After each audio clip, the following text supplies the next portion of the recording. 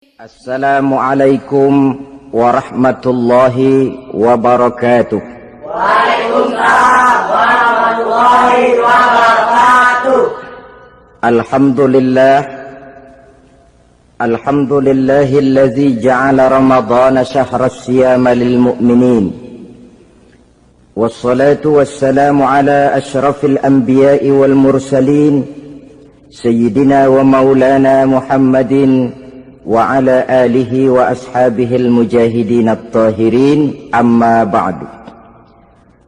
Ma'asyiral muslimin rahimakumullah. Dari jumlah 12 bulan yang ada dalam agama kita, yang dihitung sejak Muharram sampai dengan bulan Zulqa'dah, maka Ramadan mendapat gelar Sayyidus Syuhur. Sayyidus Syuhur artinya raja, penghulu atau tuan dari seluruh bulan. Apa sebabnya maka Ramadan ini dinamakan Sayyidus Syuhur? Sebab yang pertama, Ramadan dipilih oleh Allah menjadi bulan tempat di mana pertama kali diturunkan ayat-ayat suci Al-Quranul Karim. Allah tidak memilih Rabiul Awal, tidak Rajab, tidak pula Sya'ban misalnya, tetapi dipilihnya Ramadan untuk menjadi bulan di mana diturunkan ayat-ayat suci Al-Quranul Karim, seperti yang dijelaskan dalam surah Al-Baqarah ayat 185. A'udzu billahi minasyaitonir rajim. Syahrul Ramadan allazi unzila fihi al-Qur'an hudan linnasi wa bayyinatin minal huda wal furqan. Bulan Ramadan, bulan di mana diturunkan di dalamnya Al-Qur'anul Karim yang merupakan petunjuk dan jalan menuju petunjuk bagi orang-orang yang beriman. Oleh sebab itu, salah satu bentuk ibadah yang sangat dianjurkan di bulan Ramadan diantaranya ialah memperbanyak membaca ayat-ayat suci Al-Quranul Karim. Yang kedua, Ramadan disebut Sayyidus Syuhur karena di dalamnya ada satu malam yang bobotnya khairun min alfi syahr. Satu malam tetapi lebih baik daripada 1000 bulan. Itu dinamakan dengan Lailatul Qadar. 1000 bulan kira-kira 83 tahun. Nilai ibadah di malam itu lebih baik daripada nilai ibadah 83 tahun. Padahal umur orang sekarang kan jarang yang sampai 83 tahun. Bagaimana ini harus kita pahami? Ma'asyiral muslimin, sejak kita akil balik sampai kepada usia kita yang sekarang ini, kalau kita mau jujur bercermin, rasanya kita harus mengakui banyak dosa dan kesalahan yang pernah kita kerjakan. Kalau kita berbuat dosa selama 40 tahun, kemudian kita bertaubat 20 tahun lamanya, kalau menurut rumus dagang, ini kan belum tertutup. Dosa 40 tahun ditebus dengan taubat 20 tahun. Tapi haruskah dosa tidak terampuni? Allah Subhanahu wa ta'ala Maha Penyayang. Disediakannya malam-malam yang istimewa, yang punya nilai khusus. Seolah-olah Allah berkata, hai manusia, kau tidak perlu putus asa. Bagaimanapun banyak dosa kau lakukan, bagaimanapun banyak kesalahan kau kerjakan, nih, aku sediakan satu malam khairun min alfi syahrin, lebih baik daripada 1000 bulan yang disebut dengan Lailatul Qadar. Kapan sih Lailatul Qadar itu? Menurut Al-Imamul Ghazali, Lailatul Qadar itu adanya pada 10 hari yang akhir di bulan Ramadan, terutama pada malam-malam ganjil. Malam 21, 23, 25, 27, dan 29. Tapi orang yang ingin menemukan Lailatul Qadar, dia harus sudah berjaga sejak awal Ramadan. Jadi nggak boleh pakai ilmu ngincer. Tahu ilmu ngincer? Tanggal 20 Ramadan nggak terawih, 21 terawih, 22 perek lagi, 23 masuk lagi, 24 nggak ke masjid. Temennya tanya, kenapa nggak ke masjid? Ini kan bukan malam ganjil, nggak turun Lailatul Qadar. Saya kira yang kayak begini dapatnya bukan Lailatul Qadar, boleh jadi Lailatul Qadar. Orang yang ingin menemukan Lailatul Qadar itu, dia harus berjaga-jaga sejak awal Ramadan. Inilah di antara tugas kita, memanfaatkan waktu-waktu yang punya nilai istimewa. Itu ada dalam agama. Dalam setiap minggu ada hari istimewa. Dalam setiap hari ada jam-jam istimewa. Dalam setiap tahun ada bulan istimewa. Coba, dalam setiap minggu ada hari istimewa, hari Jumat. Dalam setiap hari ada jam-jam istimewa, sepertiga malam yang terakhir. Antara jam 2 sampai menjelang fajar di kala subuh, itu saat-saat istimewa. Di samping saat istimewa, Allah pun menyediakan tempat-tempat yang istimewa. Solat di Masjidil Haram, pahalanya 100.000 kali ketimbang solat di masjid-masjid lain. Begitu di Masjid Nabawi misalnya, ini tempat yang istimewa. Lailatul Qadar, waktu yang istimewa yang diberikan kepada kita untuk kita manfaatkan dengan sebaik-baiknya. Toh dalam kehidupan bernegara saja misalnya, kan pada setiap tanggal 17 Agustus itu presiden memberikan grasi ampunan kepada para entah itu tahanan politik dan sebagainya. Ada yang mendapat potongan tahanan. Waktu-waktu yang istimewa. Inilah sebab kedua kenapa Ramadan dinamakan Sayyidus Syuhur. Sebab yang ketiga, Ramadan disebut Sayyidus Syuhur karena di dalamnya nilai kebajikan berlipat ganda adanya. Satu hadis menjelaskan, "Lau ta'lamu ummati ma fi Ramadan, latamannau an takuna as-sanatu kullaha Ramadan." Andai kata umatku tahu keistimewaan apa yang ada di dalam bulan suci Ramadan, niscaya mereka ingin agar sepanjang tahun isinya Ramadan saja. Apa sebabnya? Li'annal hasanata fihi mujtami'atun. Di dalam bulan Ramadan itu berkumpul segala macam kebajikan. Wa ta'atu maqbulatun. Segala perbuatan taat diterima oleh Allah. Wa da'awati mustajabatun. Segala macam doa dan permohonan dikabulkan oleh Allah. Wa dzunuba maghfuratun. Dan segala macam dosa diampuni oleh Allah Subhanahu wa ta'ala. Berlipat gandanya nilai kebajikan yang kita kerjakan di bulan suci Ramadan. Itu sebabnya seorang muslim dalam menyambut bulan suci Ramadan penuh dengan sikap kegembiraan. Kata baginda Nabi, "Man fariha bidukhuli Ramadan, haramallahu jasadahu 'alan niran."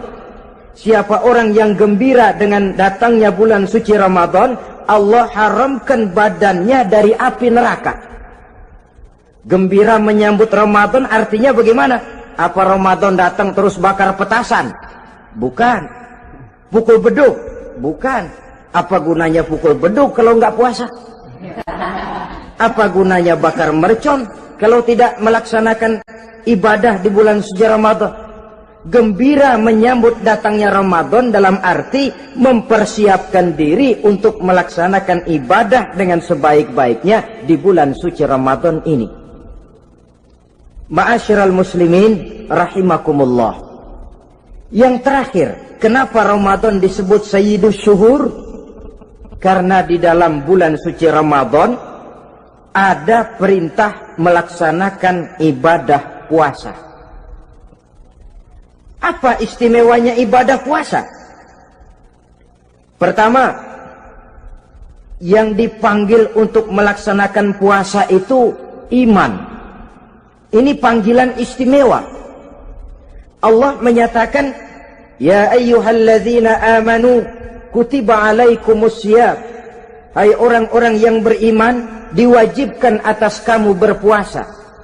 Iman yang dipanggil untuk melaksanakan ibadah puasa. Contoh, satu hari di depan rumah kita lewat tukang pepaya, tukang duku, tukang duren. Kita panggil satu tukang pepaya, "Bang, pepaya, berhenti dulu sebentar." Kira-kira yang merasa tukang pepaya berhenti enggak? Berhenti. Ini tukang duku sama tukang duren berhenti enggak? Tidak. Tentu tidak berhenti karena tidak dipanggil. Ini Ramadan yang dipanggil orang-orang beriman. Hai orang-orang yang beriman, berhenti dulu sebentar. Berhenti apa? Berhenti makan di waktu siang, berhenti minum di waktu siang. Yang merasa beriman, berhenti.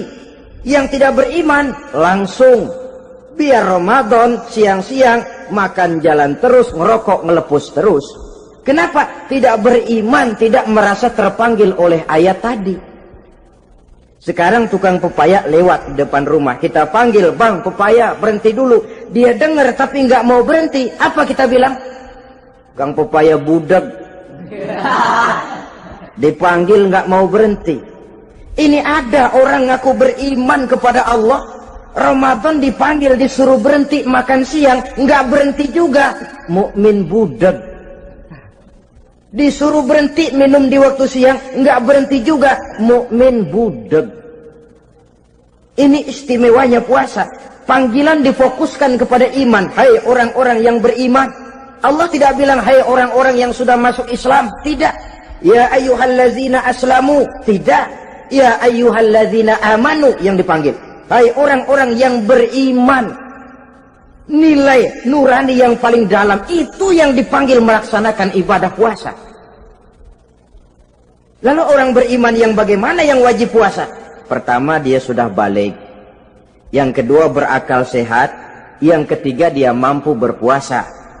Orang beriman macam ini balik, berakal sehat, mampu melaksanakan puasa. Kalau cukup syarat ini, dia wajib puasa. Kurang syarat, tidak wajib puasa. Jadi kalau di bulan Ramadan ada teman kita tidak puasa, jangan heran barangkali syaratnya kurang. Cukup dalam hati saja, ini orang kurang syarat. Makanya nggak puasa. Pak, itu teman saya kok nggak puasa? Nggak puasa? Nggak puasa. Dia bukan orang beriman kali ah. Orang yang tidak beriman itu tidak wajib puasa. Beriman kok Pak? Iman, tapi nggak puasa. Nggak puasa. Belum balik kali ah. Belum balik, cuma badan doang gede. Bongsor kali itu.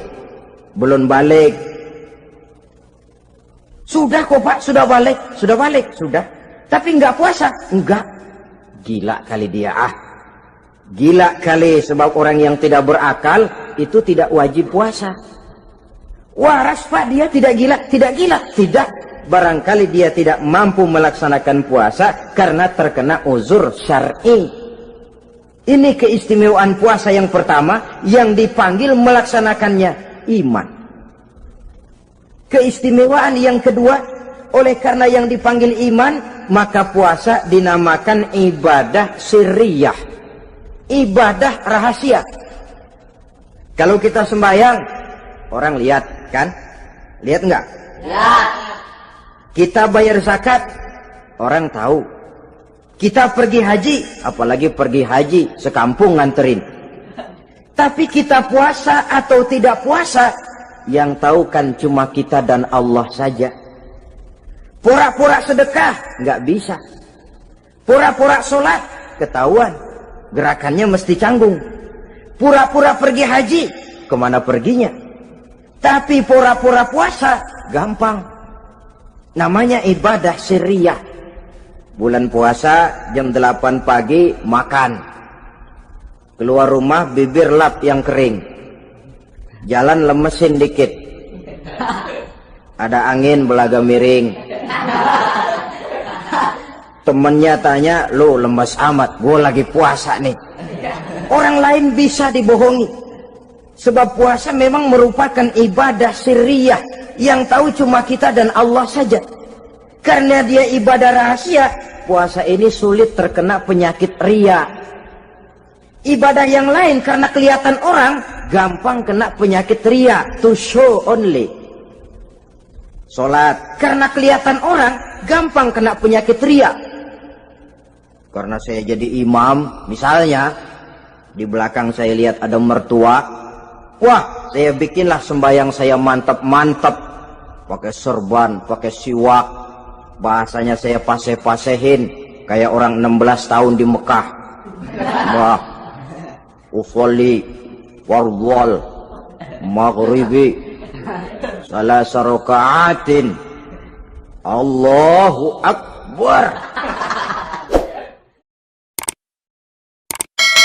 Ayo subscribe Naji Gus Baha Channel. Surahnya saya cari yang panjang-panjang, paling pendek sabbihis sama wadduha. Akibat apa itu? Riya, di belakang ada calon mertua. Tapi kalau sholat sendirian dalam kamar, boro-boro pakai serban dan siwak, kadang-kadang kaos kutang saja cukup.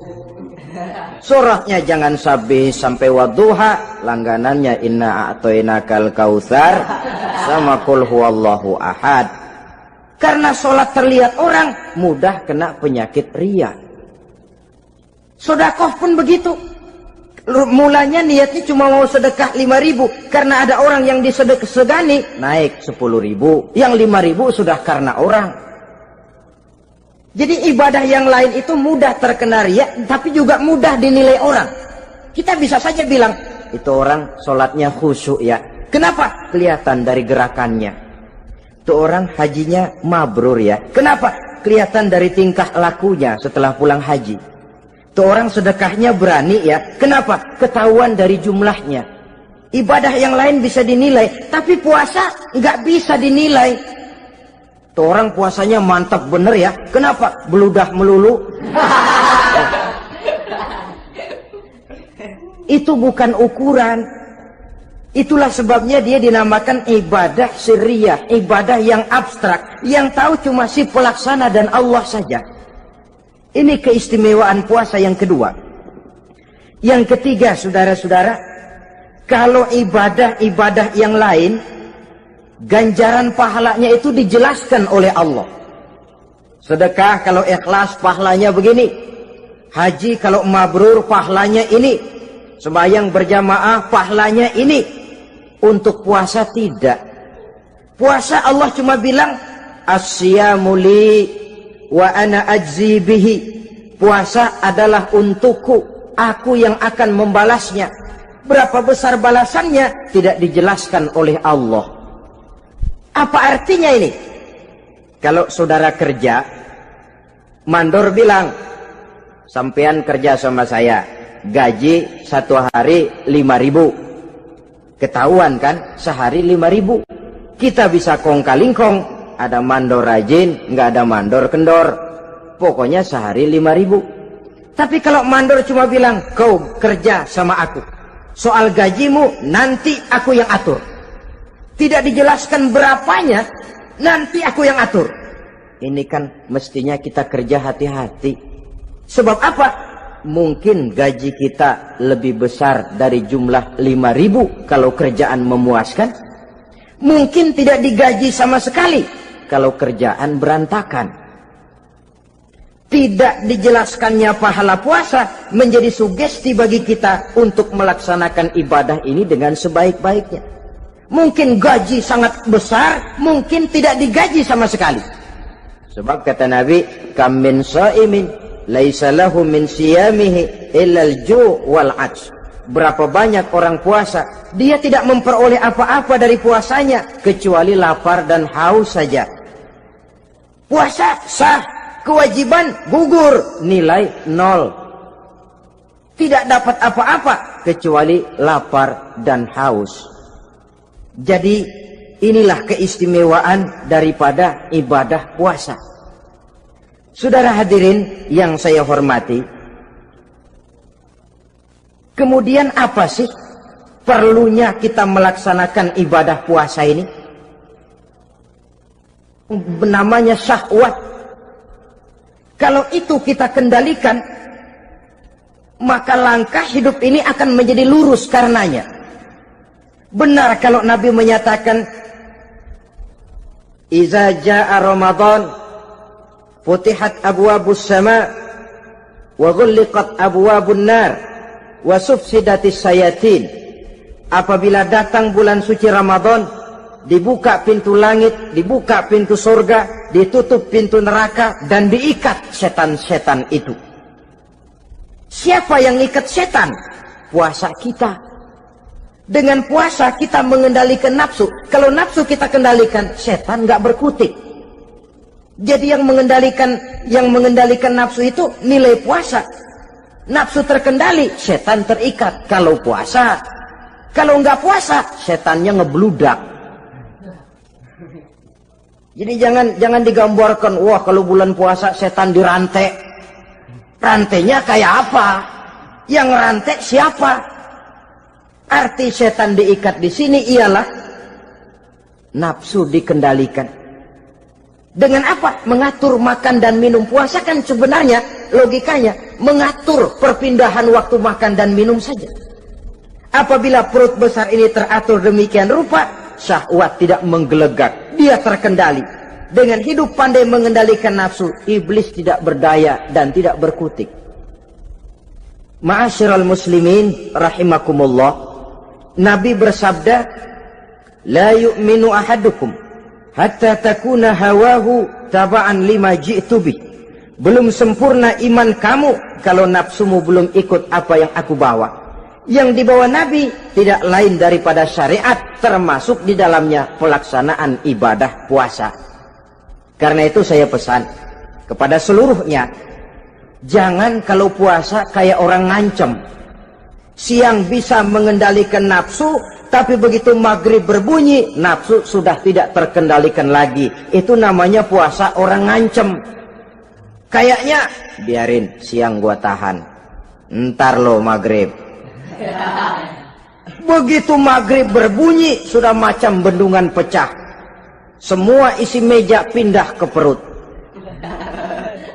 Akhirnya, kalau siang dia setengah mati kelaparan, habis buka setengah mati kekenyangan. Dua-duanya jelek. Kalau sudah kekenyangan, yang enak kan ngukur balik. Tidur. Maghrib liwat, isya out, trawek boten. Temennya nyamper ke masjid yuk terawih duluan deh, gua kenyang bener nih. Kenyang. Berbuka itu yang bagus pakai etik ya, etika buka itu. Maghrib berbunyi, cukup seteguk air, 3 butir korma atau sepotong kue. Sholat maghrib. Selesai sholat maghrib, masuk ronde kedua. Waktunya agak panjang, makan ala qadarnya. Selesai makan, berangkat ke masjid, isya, tarawih. Pulang tarawih, masuk ronde ketiga. Waktunya panjang, mau habis-habisan juga nggak apa-apa. Tapi kalau begitu maghrib berbunyi langsung dipukul 1 ronde, kita yang rubuh. Kekenyangan. Waktu siang dia sanggup mengendalikan nafsu, tapi begitu maghrib berbunyi, nafsu sudah tidak terkendali lagi. Asar pengaruh puasa tidak akan membekas dalam jiwanya. Siang jelas puasa, nggak boleh ngerokok. Begitu maghrib sampai imsak kayak lokomotif, kelebul nggak berhenti-berhenti. Tidak lagi sanggup mengendalikan diri, mumpung boleh katanya. Sampai pernah kejadian ada orang bangun sahur kesiangan, bingung dia waktunya tinggal dikit. Mau sahur dulu nggak keburu ngerokok, mau ngerokok dulu takut nggak keburu sahur, akhirnya bareng. Sebelah nyuap nasi, sebelah ngerokok. Itu macam mana rasanya kalau sudah kayak begitu? Padahal pengaruh daripada melaksanakan puasa akan terlihat dari sejauh mana seseorang dalam hidup mampu mengendalikan nafsu. Bukan pada waktu memang dilarang, tapi pada waktu diizinkan. Di situ yang paling kelihatan. Kalau waktu siang saudara mampu mengendalikan nafsu, itu jelas saja memang seharusnya wong puasa. Malam dalam keadaan makan boleh, minum boleh, masih mampu mengendalikan nafsu, dalam arti makan dan minum pada batas yang wajar saja. Itulah yang dikehendaki dari melaksanakan ibadah puasa. Sehingga ibadah itu membekas dan ikut membentuk kepribadian orang. Sekali lagi, jangan cuma waktu siang saja bisa mengendalikan nafsu. Di waktu malam pun dalam kondisi yang memang dihalalkan, kita juga hendaknya mampu mengendalikan nafsu. Jadi inilah perlunya puasa yang pertama, supaya kita bisa mengendalikan nafsu. Yang kedua, puasa itu melatih kita hidup sederhana. Orang sufi mengajarkan orang yang paling kaya ini sebenarnya orang yang hidupnya paling cukup. Sedangkan orang miskin adalah orang yang kebutuhannya kelewat banyak. Maka yang paling kaya, bahkan yang maha kaya, itu sebenarnya cuma Allah. Sebab apa? Dia nggak perlu apa-apa. Makin banyak keperluan kita, makin miskin kita. Coba orang puasa lihat. Kalau sudah jam 2, jam 3, itulah barangkali memang termasuk godaannya dalam melaksanakan ibadah puasa. Kalau jam 1 siang, jam 2 siang, jangankan makanan enak, nangka busuk kita lihat legit. Barangkali cobaan di dalam melaksanakan ibadah puasa. Tapi kalau sudah maghrib berbunyi, berbuka kita kena seteguk air, sepotong roti, 3 butir korma, kenyang rasanya. Kemana keinginan yang tadi begitu menggebu-gebu? Oh, bisikan nafsu rupanya itu. Makin dalam kita merenung, makin sampai kita kepada bentuk kesederhanaan di dalam hidup ini. Puasa membentuk pribadi seorang muslim untuk jauh daripada sifat tamak bin rakus alias rakah. Tamak itu berasal dari kalimat toma dalam bahasa Arab yang sifatnya sudah terukir dari hurufnya. Huruf to, tengahnya bolong. Huruf mim, tengahnya bolong. Huruf ain, mulutnya mangap, perutnya gede. Jadi orang tamak macam itulah. Apapun yang diberikan Allah tidak pernah ada cukupnya dan tidak pernah ada syukurnya. Sehingga Nabi menjelaskan, lau anna libni Adam wadiyani min zahabin labtagha lahuma thalisan wala yamla'u jawfa ibna Adam illa turab.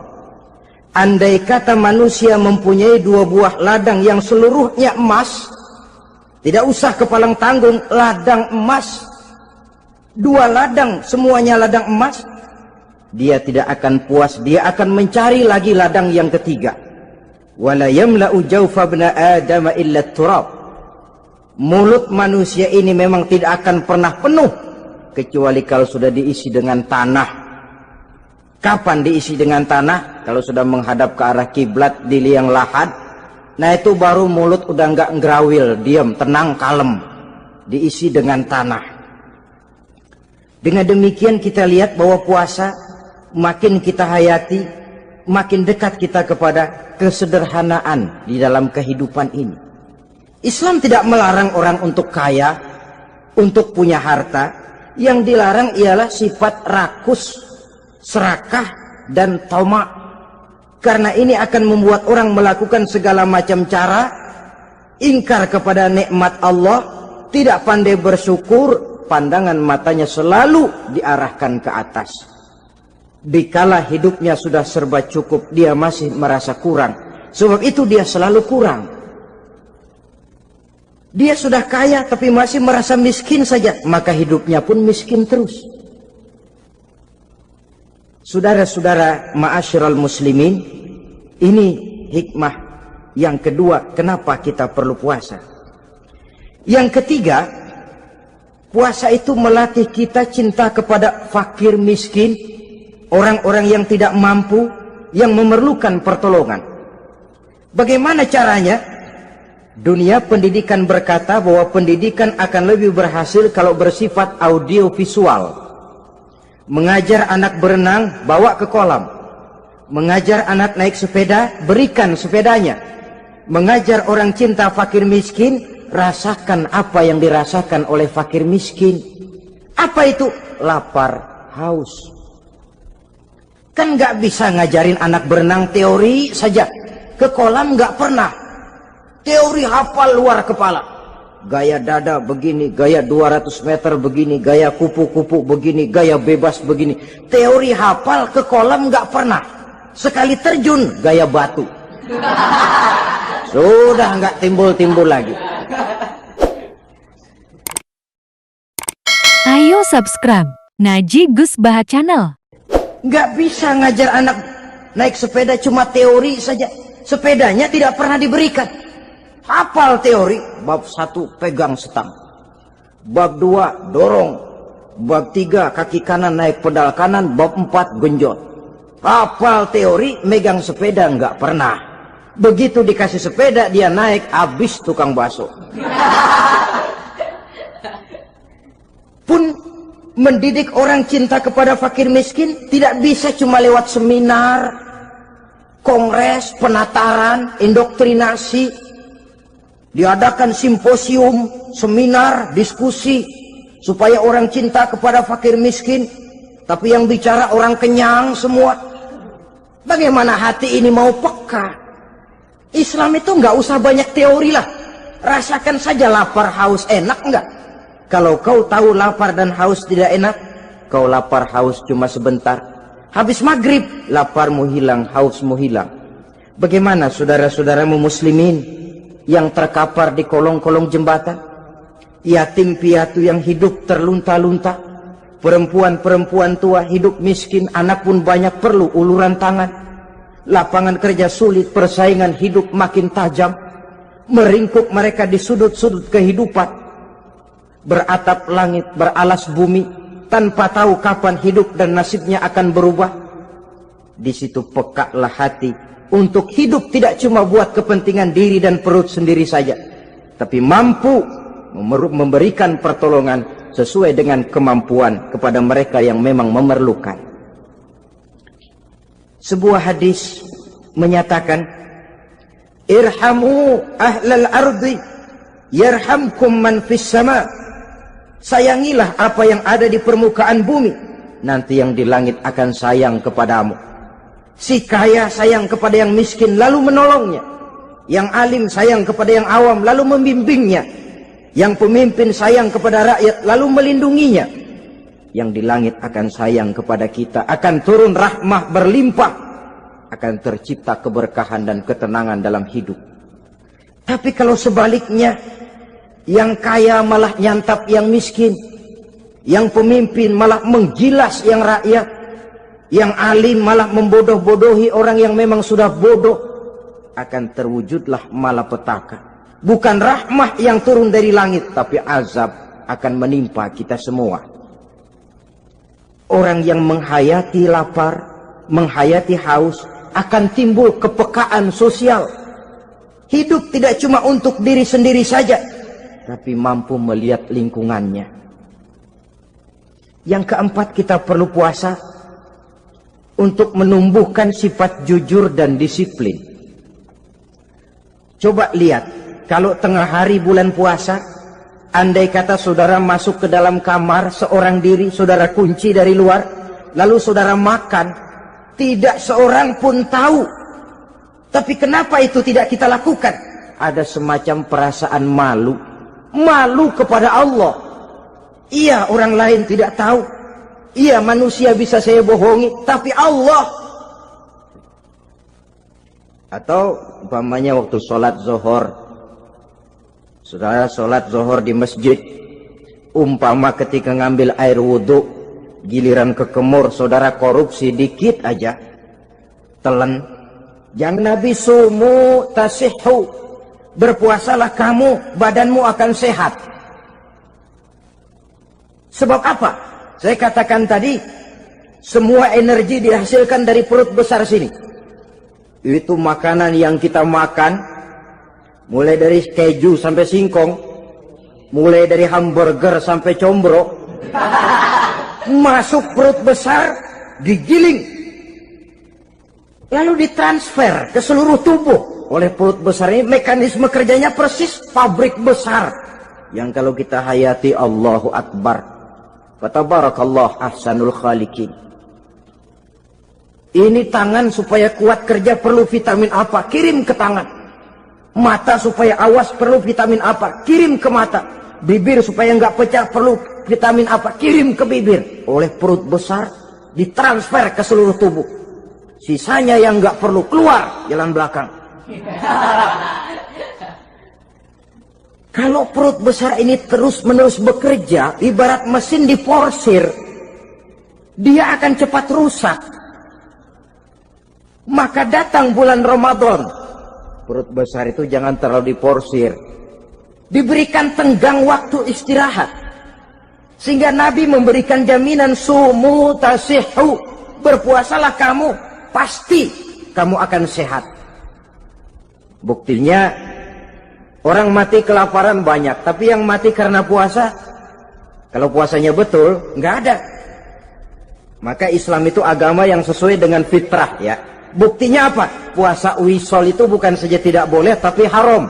Puasa wisol artinya puasa nyambung.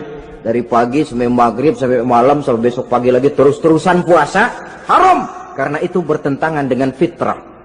Islam tidak cukup dari waktu imsak sampai datang waktu maghrib. Kenapa? Menurut perhitungan itu sesuai dengan daya kemampuan maksimal manusia. Sudah diukur itu. Allah yang bikin manusia kok. Jadi kalau Allah perintah puasa, itu sudah dalam kemampuan daya tampung dari kapasitas yang dimiliki manusia. Orang mati kelaparan banyak, yang mati karena puasa nggak ada. Belum pernah saya dengar ada warta berita, sari berita-berita penting dalam siaran ini, gara-gara bulan puasa orang Islam pada mati. Nggak ada. Yang mati kelaparan banyak, tapi yang mati karena puasa tidak ada. Nabi menjamin, sumu tasihhu, berpuasalah kamu, pasti badanmu akan sehat. Ma'asyiral muslimin, kalau sudah tahu kita apa perlunya kita berpuasa, pembicaraan akan saya lanjutkan bagaimana seharusnya kita puasa. Puasa yang ideal itu yang bagaimana? Al-Imamul Ghazali menjelaskan, orang yang puasa itu ada 3 macam. Pertama, saumul awam, puasanya orang kebanyakan. Orang macam ini merasa sudah puasa asal tidak makan, tidak minum, puasa sudah. Pokoknya tidak makan, tidak minum, itulah puasa. Ini puasanya orang awam. Matanya tidak pernah puasa, kupingnya tidak puasa, kakinya tidak puasa, tangannya tidak puasa. Ini puasa orang awam, kebanyakan. Hasilnya tidak mustahil seperti yang dikatakan Nabi tadi. Berapa banyak orang puasa tidak mendapat apa-apa dari puasanya kecuali lapar dan haus. Puasa sah, kewajiban gugur, nilai 0. Kan rugi ibadah semacam itu. Sebab jangan lupa, yang membatalkan itu kan 2. Ada yang membatalkan pahala puasa, ada yang membatalkan puasa. Bedanya apa? Kalau puasa batal, pahala jelas batal. Tapi kalau pahala yang batal, puasanya mungkin sah, kewajibannya gugur, tapi pahala tidak ada. Kalau yang membatalkan puasa sih umumnya kita bisa jaga itu. Sebab apa? Masalahnya konkret, kelihatan. Apa yang membatalkan puasa? Misalnya makan dan minum yang disengaja walaupun sedikit, batal. Sedikit tapi sengaja tidak mengenyangkan, batal. Mamanya pentol korek yang kecil itu, sengaja telan waktu puasa, batal. Kan sedikit pak, nggak kenyang kok. Sengaja. Sengaja itu yang bikin batal. Tapi kalau tidak sengaja seperti lupa, itu tidak batal. Misalnya hari pertama puasa, habis sembahyang subuh tidur, bangun jam 8, lupa kebiasaan, langsung aja nyerbu ke dapur. Dapat sepiring setengah, ingat, Astagfirullah, lagi puasa, betul. Setelah ingat bagaimana? Yang masih ada di mulut keluarkan, berkemur, lanjutkan puasanya, sah. Perkara sepiring setengah yang udah kadang masuk bagaimana Pak? Itu rezeki. Lawang orang lupa. Lupa itu kan jenis yang ma'fu anhu, jenis yang dimaafkan. Makan dan minum yang disengaja walaupun sedikit, batal. Batal puasanya. Apalagi muntah yang disengaja, batal puasa itu. Ukuran sengaja kan kita tahu. Apalagi hilang akal, seperti gila atau pingsan, batal puasa. Apalagi hubungan suami istri di waktu siang secara sengaja, batal. Kalau sengaja. Kalau nggak sengaja, enggak. Namanya nggak sengaja. Umpamanya, saya nggak sengaja Pak, tahu-tahu udah nyampe situ, gimana? Yang nggak batal, cuma begitu ingat, buru-buru selesai mandi, lanjutkan puasanya, sah. Jangan begitu ingat sih, ingat Pak puasa, cuman tanggung. Nah, ini tanggung ini yang bikin jadi batal. Dan jangan lupa, orang yang membatalkan puasa karena hubungan suami istri, dendanya paling berat. Seorang sahabat pernah lapor, halaktu ya Rasulullah, ya Rasul, celaka saya. Ma ahlakah, apa yang bikin kamu celaka? Saya lagi puasa Ramadan ya Rasulullah, saya nggak tahan. Lalu saya nyelonong sama istri saya, pengantin baru ini rupanya. Nyelonong bagaimana? Ya nyelonong.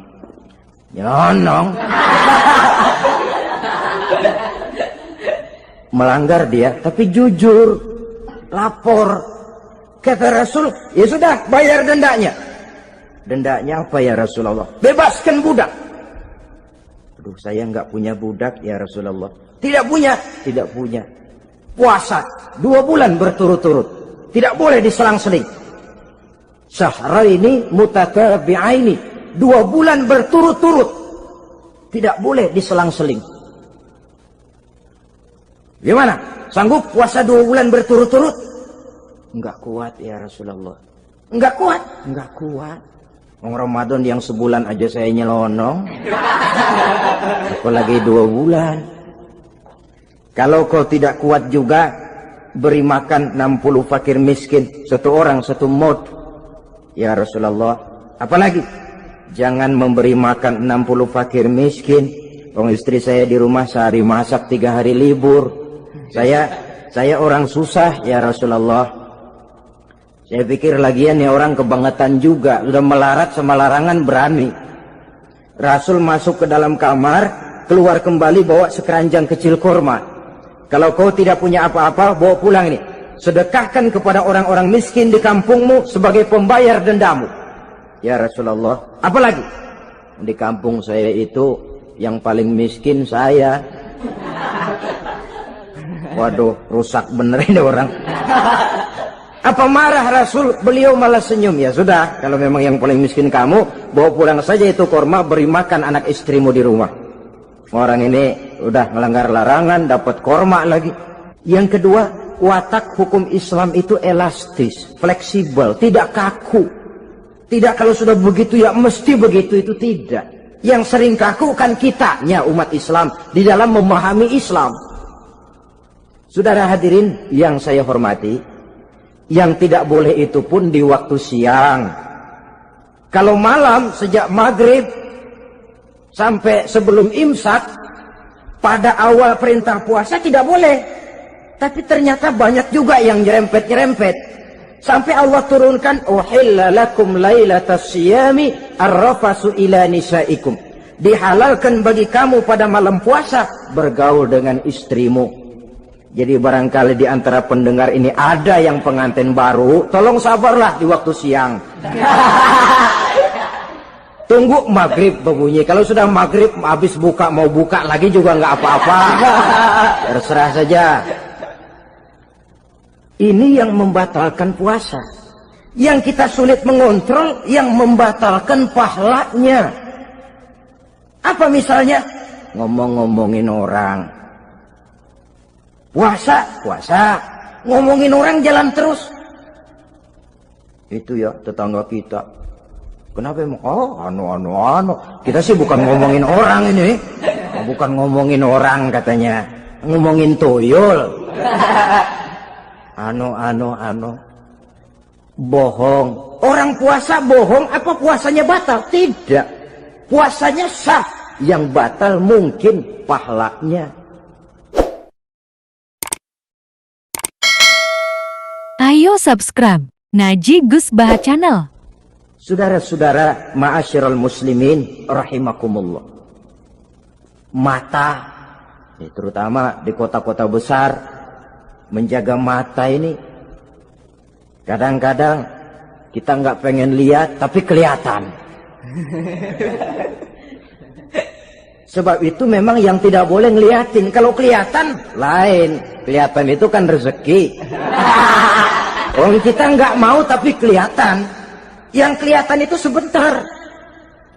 Kata Imam Ali, nazaratul ula laka wa tsaniyatu alaika. Pandangan pertama untukmu, yang kedua atasmu. Jadi begitu kelihatan, ya sudah. Jangan kelihatan tapi manteng aja nggak mau. Jadi mantengnya ini yang jadi urusan. Saudara hadirin yang saya hormati, dengan kata lain, berusahalah kita untuk puasa zahir batin.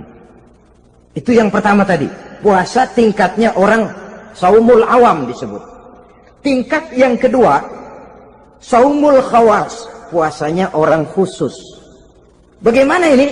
Di samping tidak makan dan tidak minum, panca inderanya sudah ikut puasa. Matanya puasa, kupingnya puasa. Asal ada diajak ngomong-ngomongin orang, maaf ya, kuping saya lagi puasa. Kakinya puasa, diajak jalan ke tempat yang tidak baik, dia bilang maaf saja, kaki saya lagi puasa.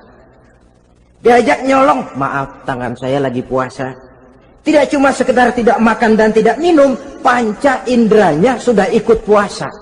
Sekurang-kurangnya seperti inilah puasa kita, zahir batin. Nah, yang tertinggi disebut saumu khawasil khawas, puasa orang khusus yang lebih khusus lagi. Ini sudah the first class ini, puasanya orang VIP. Bagaimana puasanya orang ini? Di samping tidak makan dan tidak minum, puasa panca inderanya, hatinya juga sudah ikut puasa dari seluruh keinginan yang selain Allah. Wah, ini kelas tinggi. Orang yang puasa macam ini, andai kata jam 3 sore dia berpikir, ntar sore buka pakai apa ya, dia menganggap batal pahalanya. Kenapa? Masih mikirin makanan. Kalau kita kan bukan cuma mikirin, ngancem. Waduh, jam 5 di meja udah buderek es kopior, kelapa muda, cendol. Apa yang mau diminum lebih dulu? Tingkat yang tertinggi ini, hatinya juga puasa dari semua keinginan yang selain Allah. Idealnya, sekurang-kurangnya kita puasa zahir batin. Zahirnya menahan diri dari yang membatalkan puasa, batinnya mencegah diri dari yang membatalkan pahala puasa kita itu. Ma'asyiral muslimin rahimakumullah. Terakhir, Rasulullah sallallahu alaihi wasallam membagi bulan Ramadan itu menjadi 3 bagian. Sepertiga yang pertama, tanggal 1 sampai 10 Ramadan, masa turunnya rahmah, turunnya kasih sayang Allah. Kalau istilah sepak bola, tanggal 1 sampai 10 Ramadan ini disebut babak semifinal, babak penyisihan. Sepak bola itu kalau baru tingkat babak penyisihan, pesertanya banyak. Seluruh kesebelasan turun bertanding, babak penyisihan. Ramadan tanggal 1 sampai 10, babak penyisihan, putaran pertama. Pasaran puasa rame. Masjid musola full house. meledak, tidak sanggup menampung jamaah yang tarawih itu. Yang tadarus meriah. Kenapa? Maklum babak penyisihan, seluruh kesebelasan turun bertanding. Tanggal 1 sampai tanggal 10 Ramadan. Bila itu selesai, selesailah putaran pertama. Masuk putaran kedua, sepertiga yang kedua, tanggal 10 sampai 20 Ramadan, masa maghfirah, masa turunnya ampunan dari Allah. Masuk babak semifinal. Sepak bola itu kalau sudah babak semifinal, itu kan sudah banyak kesebelasan yang masuk kotak. Maka 10 Ramadan ke atas, pasaran puasa mulai menurun. Yang enggak puasa mulai nekat. Yang tadarus sudah mulai sayup-sayup sampai. Sementara barisan orang sembahyang tarawih di masjid mulai mengalami kemajuan dengan pesatnya. Barisannya makin maju ke depan. Maklum, tidak semua kesebelasan tangguh. Ada yang sejak bertanding sudah berhitung. Kita sih bakalan kalah jelas, yang penting main aja dulu dah. Ada yang rajin ke masjid, motifnya lain, ada. Karena ikut-ikutan teman, karena malu sama mertua, rajin terawih, karena nganterin, rajin terawih, bayangnya paling belakang berdua lagi. Malah ngeledek begitu imam waladolin, dia di belakang nyaut asik.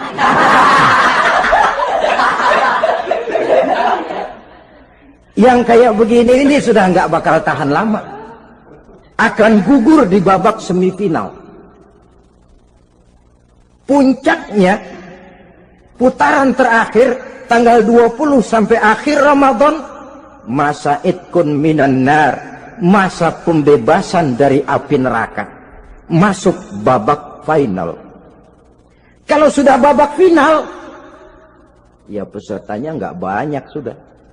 Ramadan tanggal 20 ke atas babak final, pesertanya nggak banyak.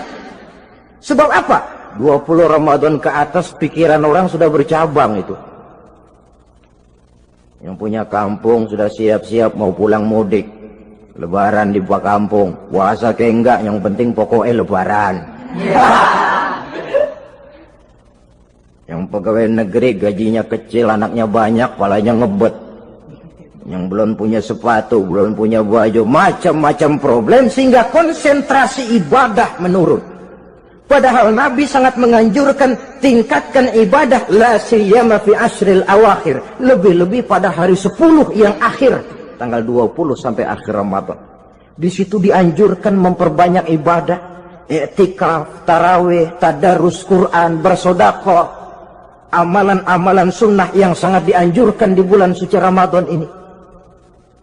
Nah, mereka yang keluar sebagai finalis Ramadan, Allah Subhanahu wa ta'ala berkenan memberikan piagam penghargaan. Di atas piagam itu tertulis dengan nyata, ghufira lahu ma taqaddama min zambihi. Pemegang piagam ini dinyatakan keluar sebagai finalis Ramadan. Kepadanya diberikan penghargaan dengan jaminan ampun terhadap seluruh dosa yang pernah dia kerjakan.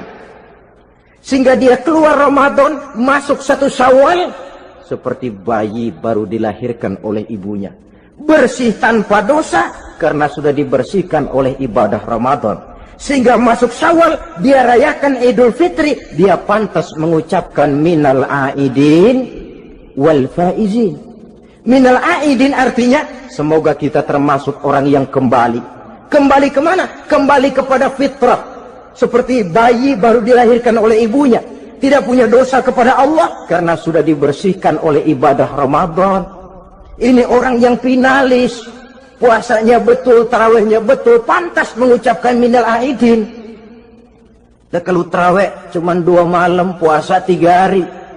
Lebaran paling rajin, mas minal aidin ya, minal aidin. Nggak tahu diri lu.